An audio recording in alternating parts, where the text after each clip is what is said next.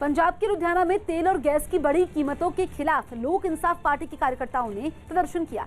देश के कुछ इलाकों में पेट्रोल 100 रुपए के करीब तो कुछ इलाकों में 100 रुपए के पार चला गया है।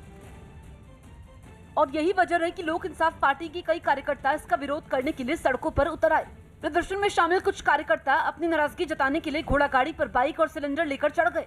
इन लोगों ने तेल और गैस की कीमतों को कम करने की मांग करते हुए नारेबाजी भी की। इतना ही नहीं, इस प्रदर्शन में कुछ लोग टीन बजाते हुए दिखाई दिए, जबकि कुछ प्रदर्शनकारी तेल के बड़े दामों के खिलाफ नारे लिखे बैनर पकड़े थे। अब घर घर में थाली खड़क रही है महंगाई के बीच में और इन लोगों को पता नहीं लग रहा। लोक इंसाफ पार्टी ने पेट्रोल, डीजल और गैस के दाम को कम नहीं करने पर केंद्र सरकार के खिलाफ बड़े आंदोलन की चेतावनी भी दी। बंगाल के हुगली की अपनी रैली में प्रधानमंत्री ने ममता सरकार पर जोरदार हमला किया और राज्य में विकास के लिए लोगों से सत्ता परिवर्तन करने की अपील की। उन्होंने वहां कई रेल परियोजनाओं की भी शुरुआत की। लेकिन इससे पहले प्रधानमंत्री ने हुगली में एक रैली की जिसमें लोगों की भीड़ उमड़ आई। पीएम जब अपने हेलीकॉप्टर से वहां पहुंचे तो ऐसा लगा कि हुगली के सारे लोग सड़क पर आ गए हों, क्योंकि जिधर नजर गई वहां लोग ही लोग दिखे। जिस जगह पर प्रधानमंत्री की रैली थी वहां तो लोग अलग अलग अंदाज में उनका स्वागत करने पहुंचे।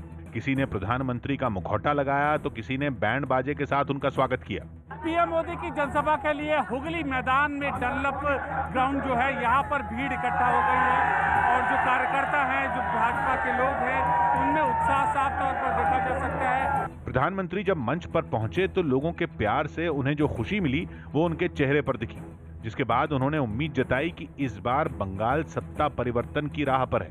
अब पश्चिम बंगाल परिवर्तन का मन बना चुका है।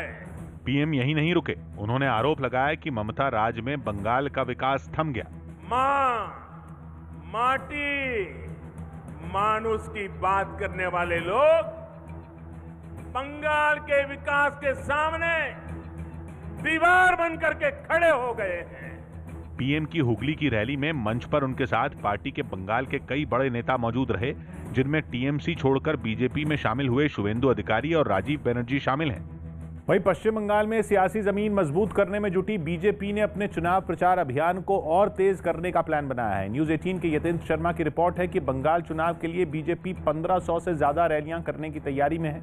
खबर है कि इन रैलियों के लिए केंद्रीय मंत्रियों और बीजेपी शासित राज्यों के मुख्यमंत्रियों के साथ प्रधानमंत्री को भी बुलाया जाएगा, क्योंकि सूत्रों के मुताबिक प्रधानमंत्री, गृह मंत्री और बीजेपी अध्यक्ष जेपी नड्डा की रैलियों की ज्यादा मांग हो रही है। और इसी सिलसिले में सुबह कोलकाता में एक बड़ी बैठक भी हो सकती है जिसमें इस रणनीति पर मंथन होगा। प्रधानमंत्री नरेंद्र मोदी जी की तरह एक नेता है जिन्हें देश में हर जगह जहां जाएं उन्हें लोग सुनने के लिए बहुत खुश होते हैं और उनसे एक मांग आती है कि उनकी ज्यादा से ज्यादा रैलीज हो। दिग्विजय सिंह के खिलाफ गैर जमानती वारंट जारी हुआ है। कांग्रेस नेता दिग्विजय सिंह के सिर पर गिरफ्तारी की तलवार लटक गई है।